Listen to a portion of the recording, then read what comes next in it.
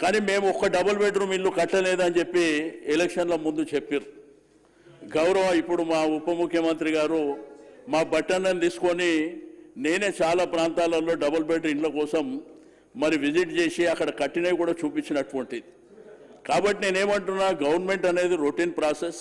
సరే కట్టిన మేమైనప్పటికీ ప్రభుత్వము మరి మీది ఉన్నప్పటికీ దయచేసి ఇప్పుడు మీరు 2.5 సంవత్సరాల్లో ఒక ఇల్లు కట్టలే, మరి రాబో కాలంలో హైదరాబాద్ సిటీలో డబుల్ బెడ్రూమ్ ఇల్లు ఏమన్నా కడతారా?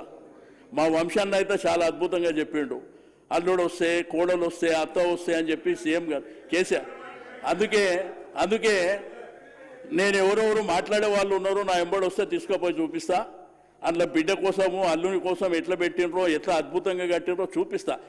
చూడకుండా మాట్లాడడం రెండోది అధ్యక్ష, రెండోది ఇదంతా పారదర్శకంగా ఉండాలని చెప్పి ఆ రోజు ఇక్కడ రంగారెడ్డి కలెక్టరేట్లో అందరు శాసనసభ్యులు ప్రతిపక్షాలకు అందరి సమక్షంలోనే డ్రాలు తీసి 1,00,000 డబుల్ బెడ్రూమ్ ఇల్లు కట్టాలనేటువంటి మా ఆలోచనకు 68,000 ఇండ్లు మేము కంప్లీట్ చేసి డ్రాలో మరి పారదర్శకంగా ఇచ్చినాం.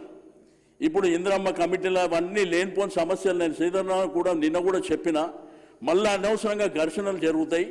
మీరు పేదవాళ్ళని దృష్టిలో ఉంచుకొని, బిలో పవర్టీ లైన్ ఉన్న వాళ్ళని దృష్టిలో ఉంచుకొని మీరు చేయవలసిందిగా కోరుతూ, చివరిగా మా రెవెన్యూ మినిస్టర్ గారు, హౌసింగ్ మినిస్టర్ గారికి, మీరు హైదరాబాద్ సిటీలో ఇప్పుడు 2.5 సంవత్సరాల నుంచి ఒక ఇల్లు కట్టలే, ఇప్పుడు ఏమన్నా భవిష్యత్తులో కడతారా?